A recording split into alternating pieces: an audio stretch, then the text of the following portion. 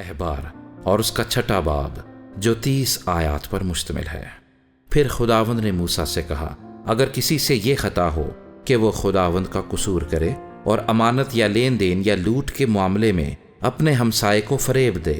یا اپنے ہمسائے پر ظلم کرے، یا کسی کھوئی ہوئی چیز کو پا کر فریب دے اور جھوٹی قسم بھی کھا لے، پس ان میں سے خواہ کوئی بات ہو جس میں کسی شخص سے خطا ہو گئی ہے، سو اگر اس سے خطا ہوئی ہے اور وہ مجرم ٹھہرا ہے، تو جو چیز اس نے لوٹی یا جو چیز اس نے ظلم کر کے چھینی، یا جو چیز اس کے پاس امانت تھی، یا جو کھوئی ہوئی چیز اسے ملی، یا جس چیز کے بارے میں اس نے جھوٹی قسم کھائی، اس چیز کو وہ ضرور پورا واپس کرے، اور اصل کے ساتھ 5واں حصہ بھی بڑھا کر دے۔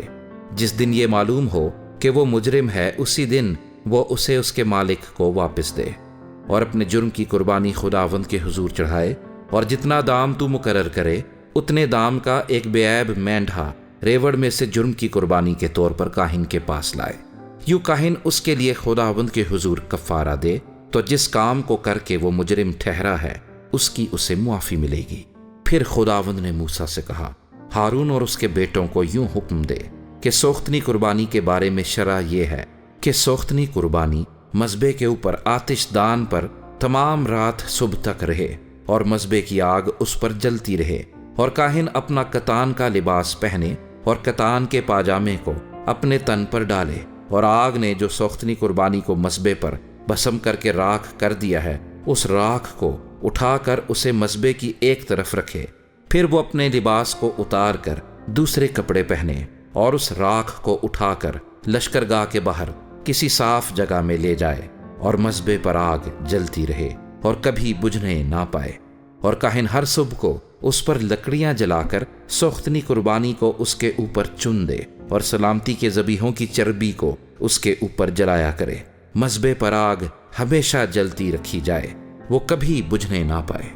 اور نذر کی قربانی کے بارے میں شرع یہ ہے کہ ہارون کے بیٹے اسے مذبح کے آگے خداوند کے حضور گزرانے، اور وہ نذر کی قربانی میں سے اپنی مٹھی بھر اسی طرح نکالے کہ اس میں تھوڑا سا میدا اور کچھ تیل جو اس میں پڑا ہوگا، اور نذر کی قربانی کا سب لبان آ جائے، اور اس یادگاری کے حصے کو مذبح پر خداوند کے حضور راحت انگیز خوشبو کے طور پر جلائے، اور جو باقی بچے اسے ہارون اور اس کے بیٹے کھائیں، وہ بغیر خمیر کے پاک جگہ میں کھایا جائے، یعنی وہ خیمہ اجتماع کے صحن میں اسے کھائیں، وہ خمیر کے ساتھ پکایا نہ جائے۔ میں نے یہ اپنی آتشین قربانیوں میں سے ان کا حصہ دیا ہے، اور یہ خطا کی قربانی اور جرم کی قربانی کی طرح نہایت پاک ہے۔ ہارون کی اولاد کے سب مرد اس میں سے کھائیں، تمہاری پشت در پشت خداوند کی آتشین قربانیوں میں سے یہ ان کا حق ہوگا، جو کوئی انہیں چھوئے وہ پاک ٹھہرے گا۔ اور خداوند نے موسیٰ سے کہا کہ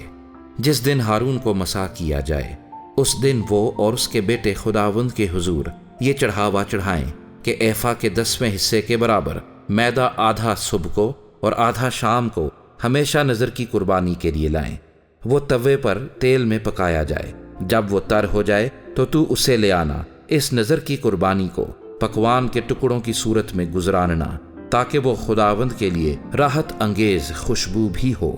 اور جو اس کے بیٹوں میں سے اس کی جگہ کاہن ممسوح ہو، وہ اسے گزرانے۔ یہ دائمی قانون ہوگا کہ وہ خداوند کے حضور بالکل جلایا جائے۔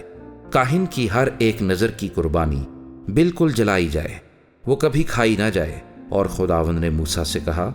ہارون اور اس کے بیٹوں سے کہہ کہ خطا کی قربانی کے بارے میں شرع یہ ہے کہ جس جگہ سوختنی قربانی کا جانور ذبح کیا جاتا ہے،